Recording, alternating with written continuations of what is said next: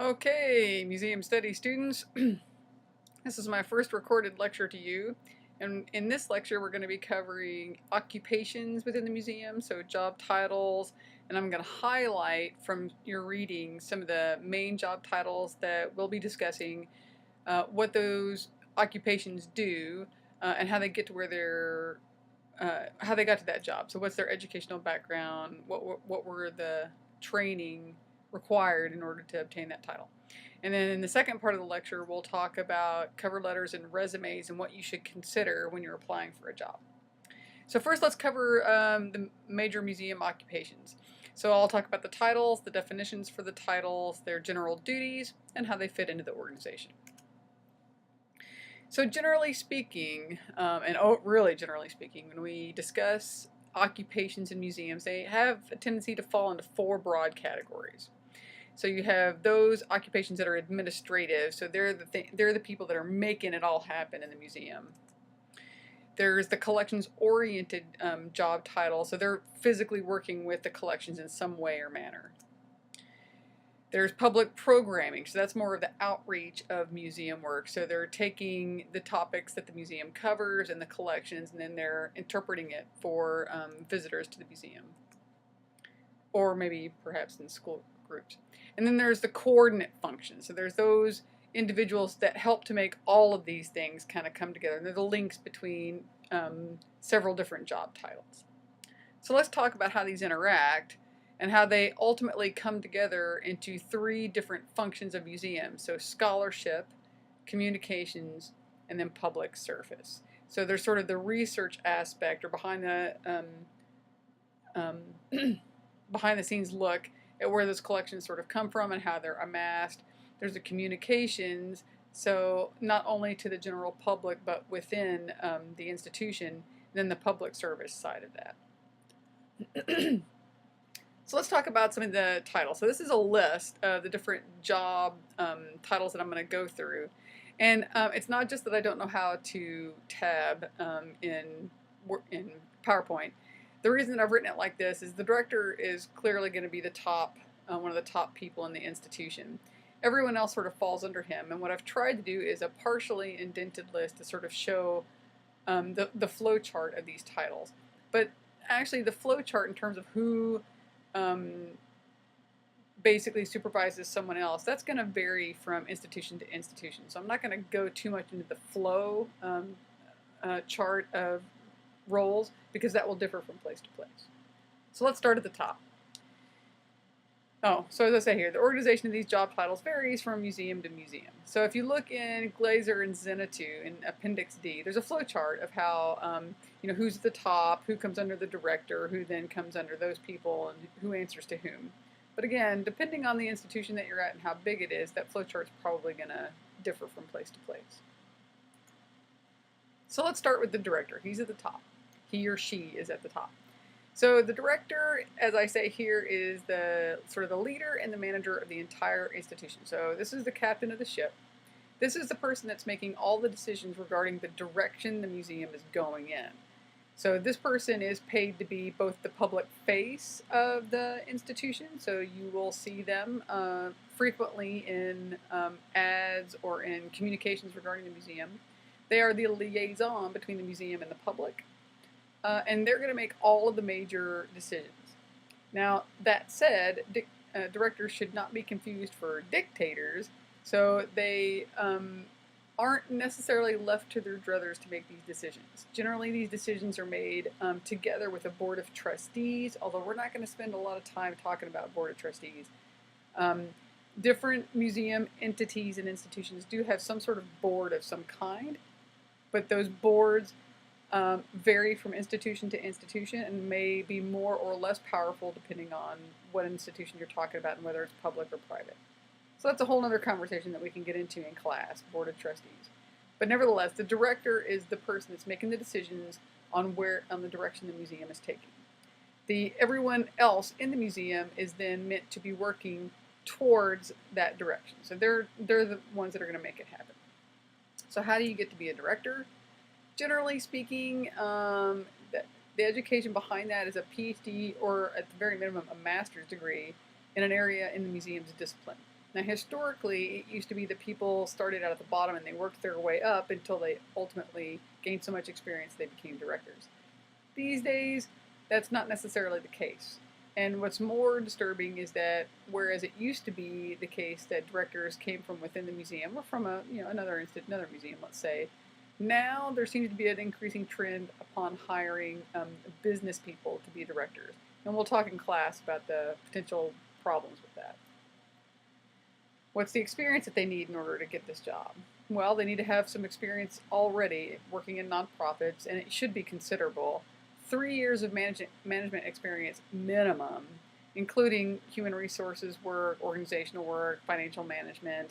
They need to have a really broad array of skills that they can show that they're excellent in order to be hired as a director. What about the registrar? So this is one of the many titles that's actually right under director and answers to the director. So the registrar is described in your book as being the staff member who undertakes the task at hand. And that's really vague. Generally speaking, what they're dealing is they're concentrating on logistics, records, and legal matters. So this is the person that, and we'll talk more about this in detail in class, but this is the person that actually will often come in contact with collections before anyone else once they enter into the museum. So they keep the files on all of the items that are entering and exiting the museum, but not just pertaining to collections. They deal with paperwork involving financial issues, logistical issues, as it says here, all kinds of legal matters. So they're basically the conduit for information, and they keep track of everything. So they're going to control the flow of information about the collections, and they're responsible for the development and enforcement of the museum's collections, policy, and procedures. So these guys literally are the gatekeepers in most institutions. They work in close concert with everyone, but particularly with collections managers, which we're going to cover next. So generally, it's expected that these people have at least a bachelor's degree in an area of the museum's discipline, or they might have a bachelor's degree in liberal arts. Many of these registrars these days have a master's degree in museum administration, and often they have a lot of experience before they actually get a job of their own. So they have 2 years experience in a museum registration department. So generally speaking, these people may come from an archival education background. They may come from collections management. They can come from a number of different places, but these people are incredibly organized and have a keen attention to detail. The next job title is curator. So the curators usually always answer to the director as well directly, but there are some exceptions to that rule. So you can have as many kinds of curators within an institution as you have topics, now depending on the size of the museum. So in the bigger museums, of course, you would have a specific curator for different branches of history, or in the case of biology, it's taxonomic. So you have a curator that's curator of ornithology or studies birds, curator of mammalogy for the mammals, you can have paleo curators that cover like paleo turtles or dinosaurs. So it's whatever is the special topic that's a subdiscipline within the museum. That said, in our museum, I'm the curator of natural history, so I'm expected to be overseeing all the collections that have a sort of biological or science nature. So it's going to vary from institution to institution. They're expected to be an expert on whatever that topic is that the museum is focusing on. So what do they do? What's a curator do? So they're responsible for the policies and procedures regarding acquisition, research, loans, care, security, and publications of particular collections. So they're the gatekeeper of their specific collection that fits within the museum mission. And so they're going to make decisions on how those collections will be developed, how they'll be maintained and organized. They, generally speaking, are doing research on that particular topic, so they're expected to be publishing scholarly articles and contributing to that field, while at the same time making sure that those collections are put to best use within the policies and procedures of the museum. So they do aid in exhibition planning, so they usually work with exhibit planners as well as educators when pulling together exhibits for big museums. They may be expected to design those exhibits in smaller museums. They oversee the collections manager, so the collections manager answers to the curator generally. So this field has been changing over time. An MS used to be all that was required for a curator, so some sort of master's degree in whatever that topic that they specialize in. But these days, pretty much all curators are PhDs in some area of discipline, depending on your field. At least in the field of biology, they all have PhDs. And in order to get a job as a curator, not only do you need a master's or PhD, but you need at least 3 years experience in a museum of related educational or research organization, as much hands-on experience as possible. So maybe you've been an assistant curator or a collections manager in another place. So hands-on experience is usually desirable. Sometimes it's mandatory. Sometimes, depending on the size of the museum, they'll take you if you have less experience, but you can show that you're an expert in a particular field. So the collections manager answers to the curator. So they're the assistant to the curator. And basically, these are the guys that are doing most of the grunt work in the collections. So it's possible, depending on the size of your institution, that you'll have one of these for whatever, for every curator, you have at least one collections manager. You may have less, so you may be sharing a collections manager between collections. Depends on the size of the museum. So these guys are literally doing the grunt work within the collection. So whereas the curator is making the decisions on the development of the collections and how they're going to be used, collections manager is the one that's actually pulling artifacts or specimens down from for loans, for programs. They're the ones putting them up. They're the ones making sure that they're maintained properly, that if there's any problems, they fix them. So they're the ones that are literally working with the collections, whereas the curator isn't necessarily working directly with them unless they're doing research upon them. So they're more directly involved with the collection, with the preparation of the specimens, with storage, dealing with loans. Generally speaking, collections managers have a bachelor's degree in some area of the museum discipline. They may or may not have a graduate degree, although these days there's more and more that have at least a master's degree, and some of them even have PhDs, although I kind of suspect those with PhDs are ones that were unable to get curator jobs or university positions, so they're collections managers. Generally speaking, they're expected to have quite a bit of experience before they get hired. So they are such an important aspect of museum work that you want to hire someone that has as much experience as possible. So they need at least 3 years experience in a museum, I say registration department here, or in some sort of related museum position working with collections. Now, there's two titles I've combined here. One is a conservator, the other is a conservation scientist. And while they're related, they are not the same entity at all. So the conservator, and I've shortened it to C here, conservators are responsible for the physical well-being of artifacts, cleaning and protecting objects from deterioration.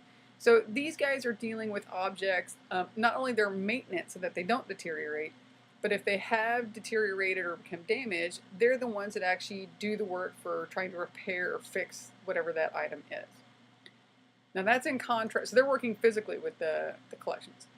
That's in contrast to conservation scientists who sort of work with collections, but not really. Usually these are the ones that are doing the research to determine how to best take care of or maintain collections. So they're doing research to figure out, what are the best chemicals that could be used for labeling objects? Or if you have a map or a textile that's become damaged, how do you best repair that? What are the techniques that work best? Or if you're cleaning a painting, what sort of fluids is it okay, or physical objects even, what's okay to actually use to clean a painting versus what will be damaging?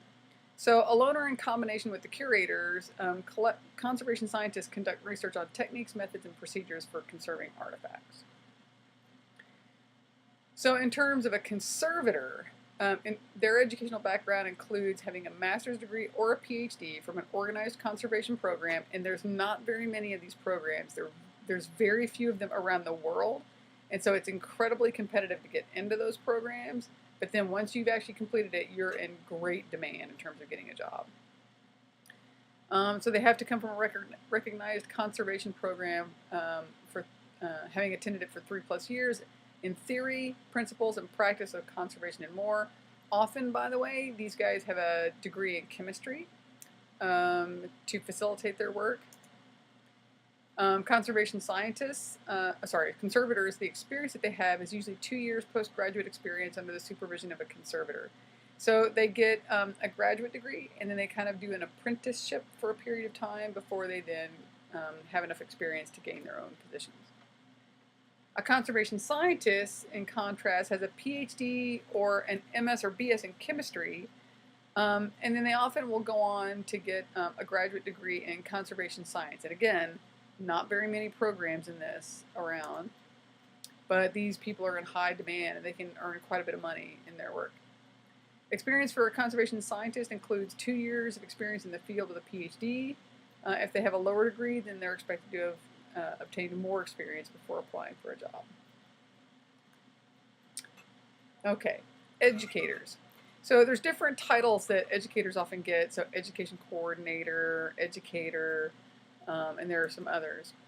So educators develop and direct educational programs within a museum. So what they're doing is they're the interface between museum people and the general public, and they're really facilitating programs and activities that can be conducted either within the museum or possibly in local schools and doing outreach.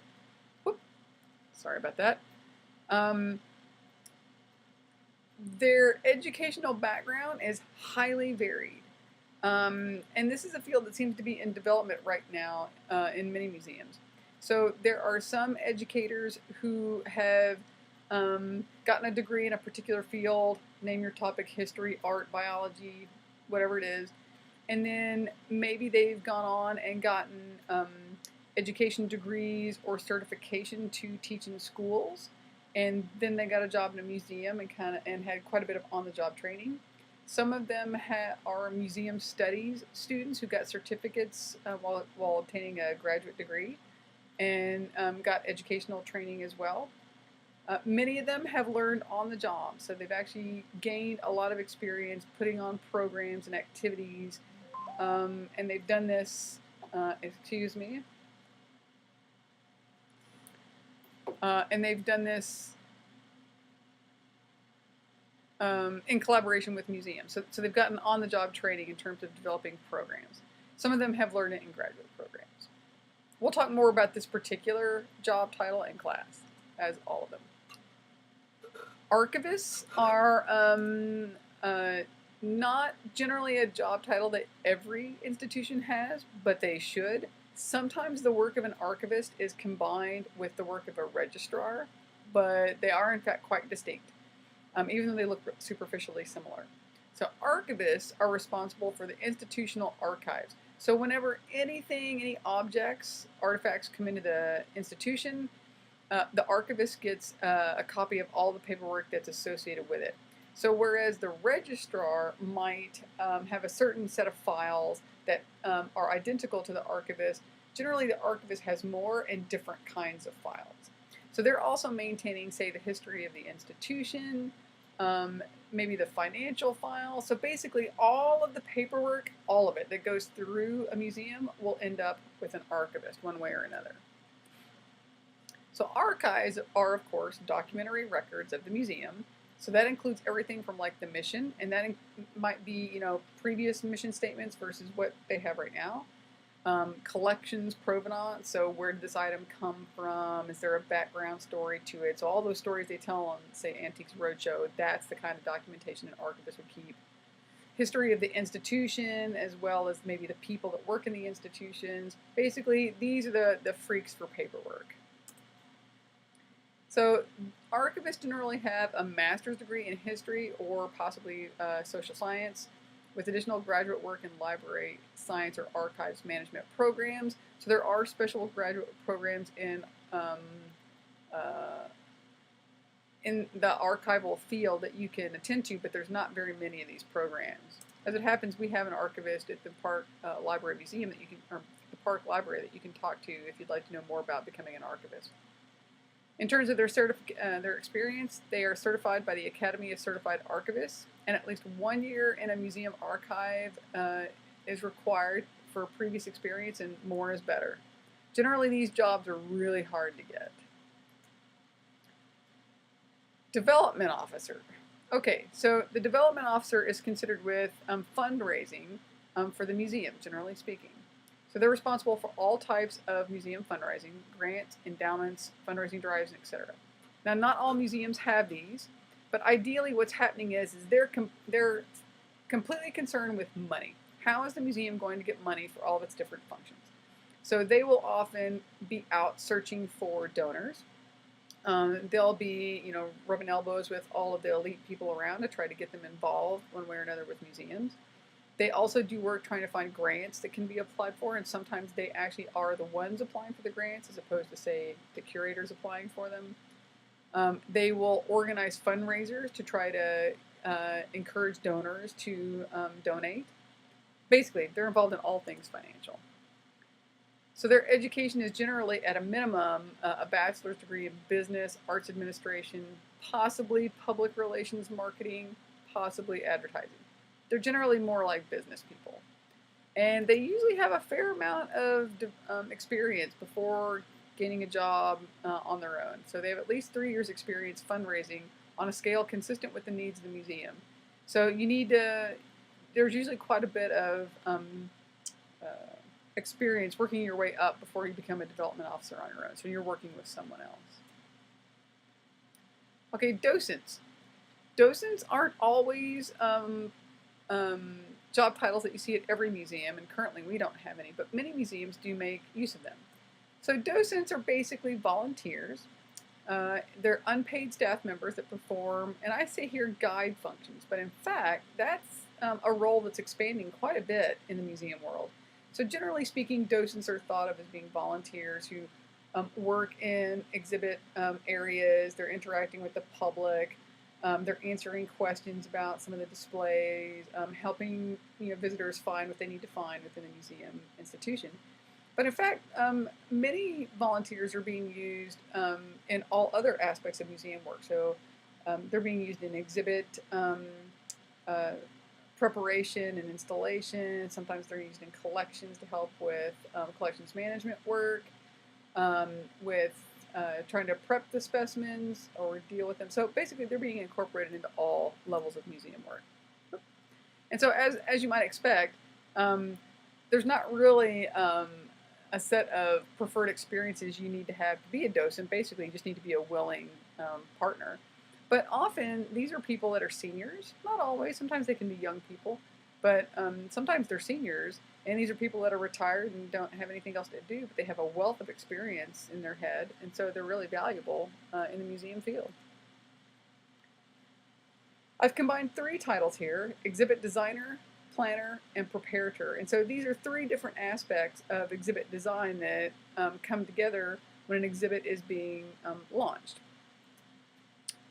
So an exhibit designer is a person that works with a curator or curators and educational staff, and they work together to come up with the concept for a particular exhibit, and then they interact with the curators and the educators to try to pull the entire concept together. So they're providing sort of the artistic component of the exhibit, as opposed to the background research or the artifacts that would come from the curators.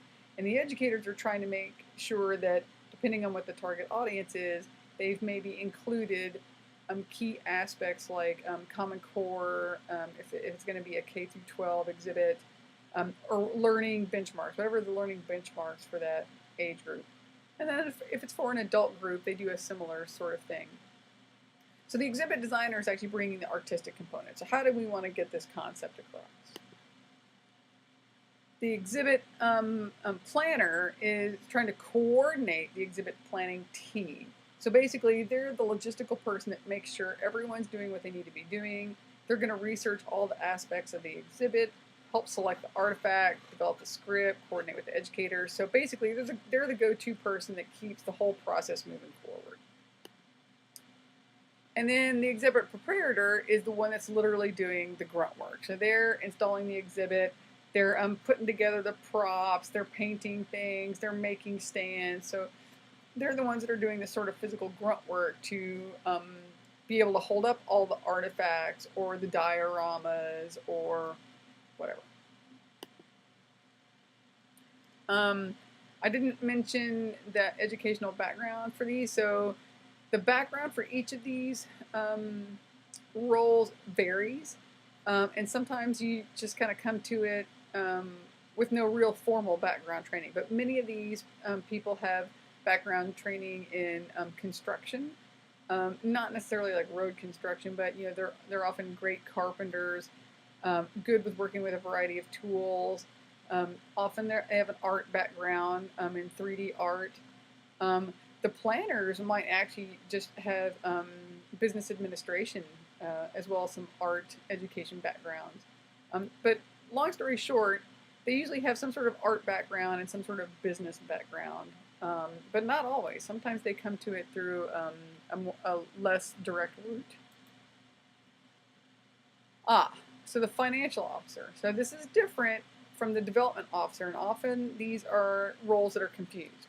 The financial officer is concerned with handling the fiscal management of the museum. So these are basically the accountants for the museum. So they're not going out and fundraising, they're keeping track of how the money from the fundraising gets used. So they're paying the bills. And as far as background, that can vary quite dramatically too from institution to institution. Hopefully they have some sort of accounting experience, if not an accounting scholarly background. Business background would be very handy here.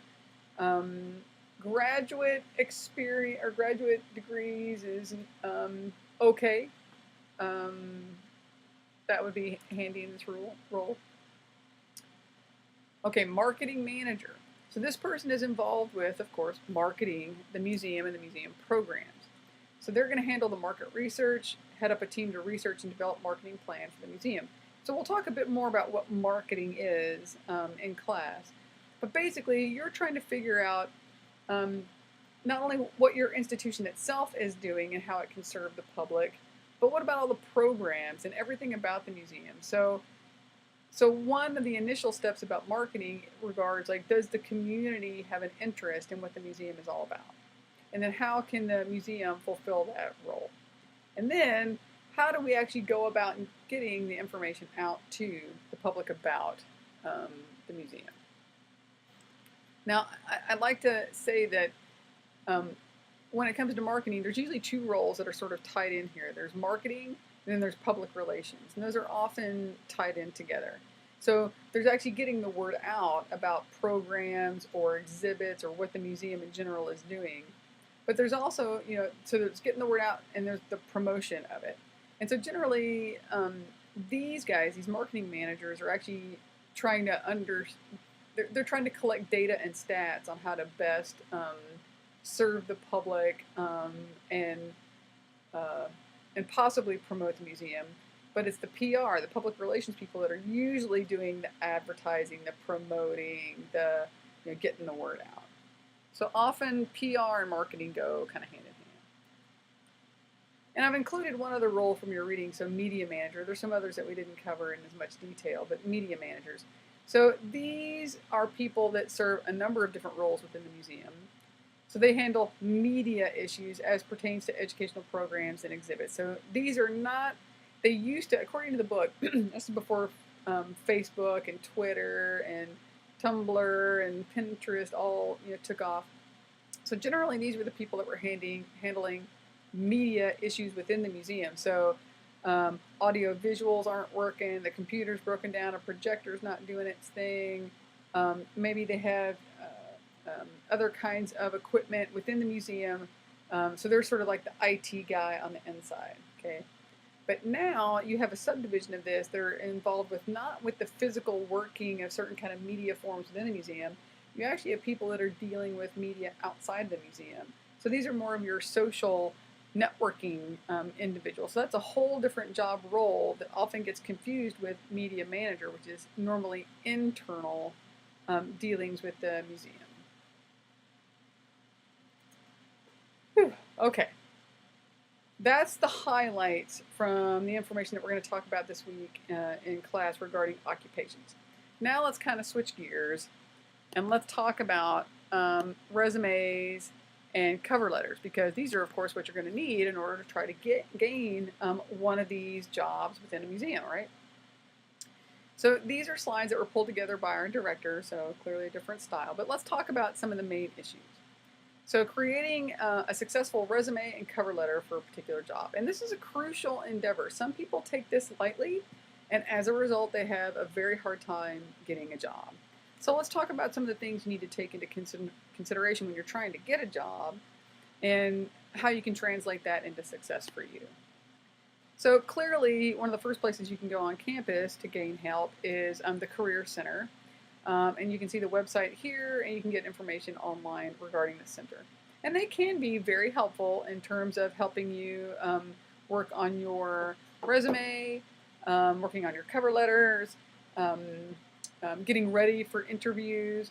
But sometimes their information isn't quite as specific to a particular career goal. So the director here and I can give you additional help on how to prepare for a museum career. So it's probably helpful to understand a bit about the hiring process and how it works, especially from an administrative standpoint, as opposed to you, the interviewee. So generally speaking, whenever a job gets advertised, whoever's hiring, that person has to get permission to hire in the first place. Okay, so that's a whole another long conversation. What they do is they then advertise the job, listing the preferred qualifications, and preferred in this case is italicized and emphasized because what you may not realize is that with any job, there's what they're allowed to say is preferred, and sometimes there's other stuff going on in the background. So there may be more things to be considered than are actually advertised, and we'll talk more about that in class. So a job is advertised in a variety of different venues. People apply, send their applications in. There is then usually a committee. It's not usually just one person, but sometimes it's just one person that then reviews all of the applications that came in. And they'll often do a sort of a quick search, like, okay, just from first glance, looks good, looks good, looks bad, looks bad. And sometimes, just the very first look at your materials might make them put it right into the bad pile. So you got to be careful about how you design these things. And then that leads to a pile for the lead candidates. Those candidates are then interviewed. Sometimes the interviewing process begins with a phone interview before it then leads into a physical, face-to-face interview. These days there could be a lot of video conferencing that happens, but hopefully there is an on-site interviewing process before you are offered a job. The committee then reviews the interviewees. So they talk about how the interviews went, positives, negatives. They rank the interviewees. They also check on their references and do background checks. And then they then rank those individuals and then offer the job to the top candidate. There's an offer of the job, and then often there can be an interesting process where they negotiate some aspects of that particular job. And we'll talk about that in class too, like what happens in the negotiation. And then if you agree on the terms, you're then hired. Okay, so starting from sort of your part in that process, so how do you gauge the success of your application materials? Well, most people, would gauge that success based on whether you were offered an interview or not. And again, it could start with a telephone interview and then lead into an in-person interview. But generally speaking, the careful preparation of your resume and your cover letter is what's going to be required in order for you to even get a blink from someone and get offered an interview. Now, that said, I can't emphasize enough that while most people will apply for a lot of jobs before getting one, before even getting an interview for that matter, and often they'll take it personally when they send out lots of different application materials and receive very few nibbles at their qualifications, at the materials that they've sent out. It's really important not to take that personally, from the standpoint of recognizing that there may be a whole lot of other things going on and a whole lot of applicants that they're going to have to sift through. And so it's not necessarily that you're unqualified or you're a bad person, because you didn't get an interview. That said, so while there is a bit of a crapshoot involved in getting an interview and also obtaining a job, what is really important is to make sure that your materials are well put together, that they're dynamic, that they're going to catch someone's eye in a positive way, and that it's really going to sell you to that particular job. So what I'm saying here is that it takes quite a bit of time and energy and effort to really design your material so that they will successfully sell you to a particular employer. Many people will compose a resume and a cover letter, and they use the exact same materials for every single job that they apply to. So they only design it once, and then they just pass it out, like popcorn. When you take that approach, you're almost destined to never get a job, because it shows. If you do that for one particular job and you use those same materials for another job without really tailoring it to that particular job, chances of you being successful is pretty small. So read that what it means is you get out of the process what you put into it. So what is a resume? So a resume is generally defined as being a combination of personal and professional information relevant to what the employer requires in an employee. Now that said, that doesn't mean that you take certain information and put it in and other information and hide it and take it away. You still want to have a complete representation of your experiences when possible. And I'll explain more of the details of this in class. But you may want to rearrange it or tailor it to really highlight those experiences that make you qualify for a particular job. Okay? So you can think of it as being the skeleton of your life and your training and your experience, kind of summarized as the Cliff Notes. Now, how does this differ from what you've probably heard of a CV, which stands for curriculum vitae? Well, generally speaking, sometimes those terms in some people's minds are comparable. But in fact, it's a bit different. So the resume is generally focusing on your work experience, and it has some personal experience, whereas a CV is usually focusing on your academic experience and training. And so whereas a resume has a tendency to be 1 page long and very short and condensed, because some employers just want to be able to look at it quickly, survey it, and then make a decision. A CV has everything but the kitchen sink. It has all of your experience listed on it, everything about your education. So it's a very academically oriented kind of resume. And it's usually much, much longer. It's multiple pages, and you actually want it to be as long as possible. Now, you might ask, like, well, if I've included everything in my resume or my CV, what do I need a cover letter for? Okay, a cover letter accompanies the resume and provides this salesmanship linking your special qualifications, your training and experience to the desired job.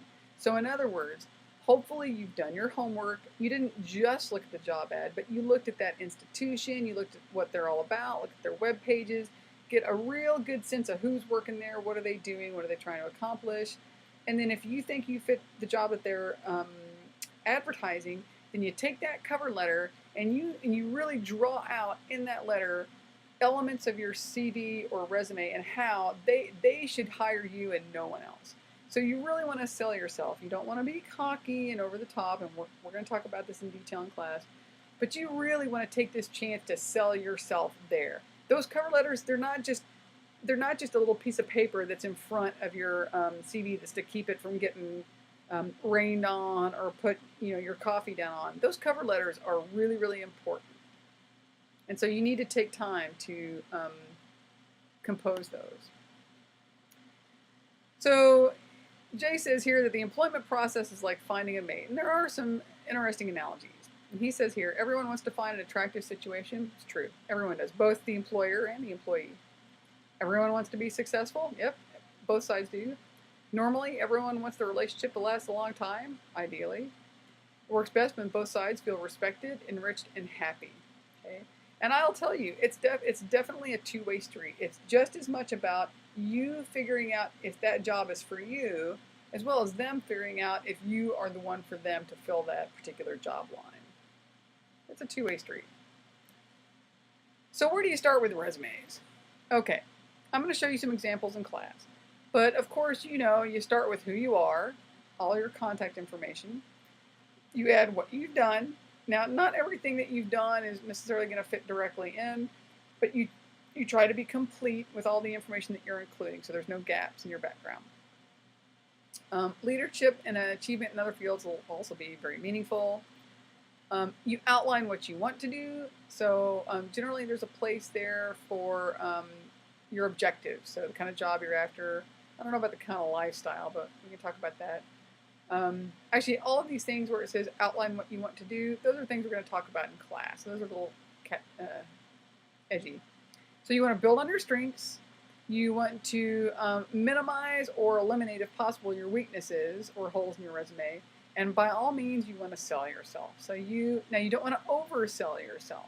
You want to be honest, but you want to show what you can do for that job. Definitely stay away from trying to argue about what that job will do for you. They don't care about that. What can you do for them? So the role of the resume and the cover letter are laid out here. So the resume provides bare bones, list of skills, training, and experience and achievements, provides essential contact information, illustrates your competence. Whereas the cover letter puts your skills, your training, and your experience into a comprehensive package, so it really spells out in a verbal form more than you can really say with your CV or your resume. It illustrates your competence and it sells you as a product. So here's the general parts of a resume, and I understand that you can't see the actual resume very well, but you can kind of see the sections, and I'll have some examples in class. So of course you have your name and your contact information at the very top. You often have an objective, so what do you hope to gain with this application? Okay, and that's something that you need to tailor with each particular job. You have your education listed out here, usually in reverse chronological order. Okay, most recent to least recent. You then have your experiences here, and there's a variety of ways to design these. So it's really an art form when you're pulling together your resume. And then you may include things like your honors and activities. There are more subdivisions or subheadings that you may have in your resume depending on your background experience and the job that you're applying for. Now, Jay lists here some additional documentation that you may include. So references.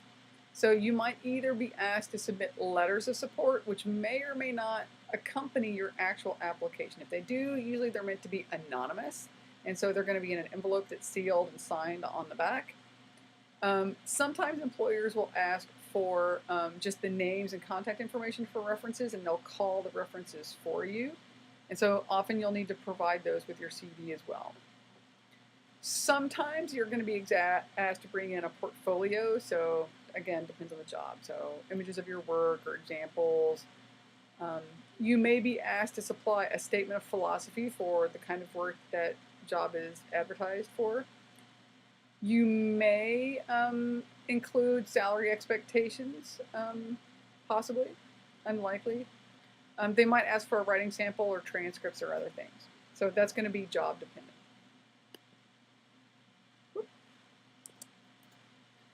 Okay, so above all else, you totally need to sell yourself. Okay, you definitely need to put your best foot forward. And we'll talk again about more examples of this in class. But sometimes it's a fine line between selling yourself and sounding like an arrogant kind of git. But it is important to try to walk that line very carefully, but definitely promote yourself. And often people find it hard to promote themselves. It takes a little bit of skill to be able to do it well without sounding arrogant, but you definitely want to do it. So what can they do for you? Okay, they want to hire someone, so why should they hire you? Sell yourself. Tell them what's great about you. Okay. So do a job that'll help me land a job. So most employers, of course, want you to have a variety of experience. So the more experience you have, the better. And right now, as an undergraduate, there's no better time than now to try and get as much experience as you can, either on weekends, holidays, certainly in the summers, trying to get as much experience as you can to give you the heads up on gaining that job. And it does two things. One is it not only beefs up your resume and CV so that you're going to be interesting to employers, but it gives you that needed experience to really know what you're getting into and to be able to hit the ground running. Somebody hires you and you can say, oh yeah, I can do this job. I've already had this background experience. I'm going to be great. So when you apply for a job, make sure, so we say here, employers let you know what they want via job ads, job descriptions online, published core values, talking to those who do the job. So what you really want to do is do your research. You see a job ad, but don't just stop with the job ad. Definitely explore everything you can find out about that job and that institution. And then C, once you go out and get experience in other jobs, add those as credentials to your CV to sell to another institution. So when you're looking for a job, where can you go to look for them, especially if it's a museum job? You can look on the AAM website. So we already talked about this institution, so it's the American Alliance for Museums. You can, if you're a historian into public history, you can look at the National Council on Public History website. There's all kinds of federal websites, government websites that have job ads on them. And some of the job ads will look something like this. So are you qualified? So definitely as you look through, see what it is that they're asking for, and do you actually have those qualifications? Often you do. So how do you incorporate those qualifications into a cover letter? Well, again, as I've already said, do your homework. Do you have what they want? How do you provide that? A key feature of all of this, when you're composing both your cover letter and your resume, is, for goodness sakes, let someone else read it, and really let more than one person read it. Sometimes this is really hard for people to do because it's very personal. They feel like they're being judged. But when you ask someone to look over this stuff and read it for you, it's to get feedback back. You know what you want to say, but you're going to be sending this to someone that knows nothing about you. So let someone that's independent, that really, they may know you, it's probably a good idea to ask your friends or colleagues, but they're going to help you make that information look better. They're going to help you sell yourself. So yeah, you're going to get some criticism, and it ought to be delivered in a way that's constructive, okay? But it's going to help either way. That criticism is going to help you make a much better package. So you need to subject yourself to that kind of peer review. So some things that are good that you definitely want to try to do: show your professionalism. So use professional language, make it very formal, avoid any kind of casual language. You want to be thorough. Make sure that you take time when you compose all these materials and put them together. At the same time, you don't want to wax on. You want to write succinctly. You want to cover all your bases, but be straight to the point, so that employers don't have to spend a lot of time going through all of your materials. You want to highlight your strengths. You always want to be positive. Let somebody else read all your materials, but if there's anywhere where you're trying to make up for a lack, or if you're criticizing, you want to avoid that like the plague. Make everything in there positive, okay? You want to have clear points. You want to reference some knowledge about the institution and the profession. So again, do your homework and then show off that you've done your homework. That really goes a long way in selling you to a particular institution.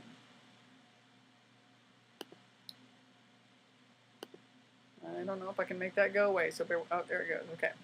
Again, sell your product, sell yourself. Things you want to avoid: don't say silly things or make jokes or be casual.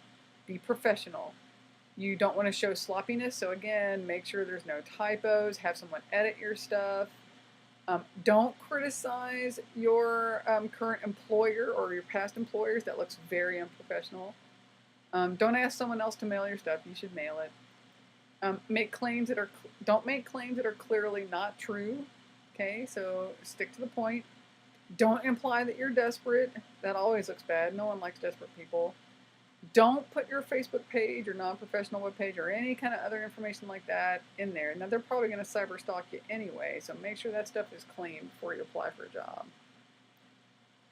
Double check, triple check, make sure that there are no mistakes in your materials, and that's why it's really important to have someone else read them. By the time you've already composed this stuff, you've already kind of brainwashed yourself to what's on those pieces of paper, so you need to let someone else take a look at it, and have someone else look at everything. And I recommend you find the most critical people possible, and or at least 2 people Okay, make sure they've seen everything. We're going to talk more in class about the role of references, but let me summarize right here that you really want to be careful about who you pick for references. It really needs to be people that know you well, that you have experience with. Supervisors are best.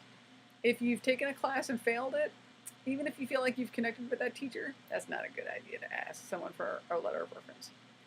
You need someone that can really talk about who can promote you, and someone that can write a good letter of reference. And when you ask someone to do that, you should ask them if they're willing to write a good letter of reference. Okay?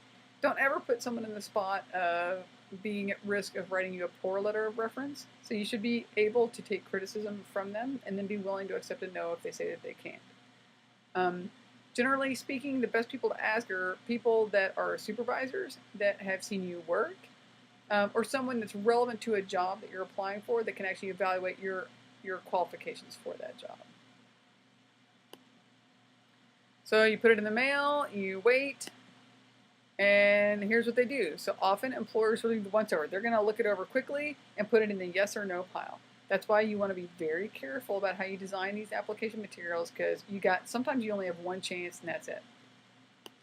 And those that make the short list, they start looking at the details. So again, they're going to go over it with a fine-tooth comb and decide whether you're qualified or not for the job before they interview you. And so the reason that we're asking you to do this exercise in class is we want to get you ready for going out in the real world. So if you're a museum studies minor, you're going to be going out for at least one internship. So we want to make sure that you're ready. So we're going to give you some feedback on how well you've actually organized your resume, what you can do to better promote yourself. And we're not in class going to cover all contingencies, so it depends on the job that you're applying for. But this will be a start in getting you ready for applying. So hopefully you can assess your strengths now, identify the weaknesses, and hopefully eliminate them if you can, or turn them to a positive. So as we say here, it's not that you're inexperienced, it's that you're eager to learn, right? So again, try to sell yourself. You're going to build the person that your potential employer will want. So do well in your classes. Create a candidate that's so competitive that your resume and cover letter will go to the top of the pile. And be confident. There's a lot to be said for confidence. Not overconfidence, but really promoting what's great about you. We'll talk about some of the things that a lot of students actually fail to address on their resume, but some of the highlights are oral and written communication skills. Employers want to see that. They want to know that you can communicate orally and in writing. Technical training and skills. A lot of times the stuff that we're teaching you in these classes, that's experience, and you need to put that down that you can do that. And we'll talk more in class. Leadership experience in other fields is often relevant. So have you done study work, volunteer work, participated in high school or college club sports? Sometimes those are all relevant to the job. Experience in key categories relevant to virtually all museum jobs. So exhibits, grants, fundraising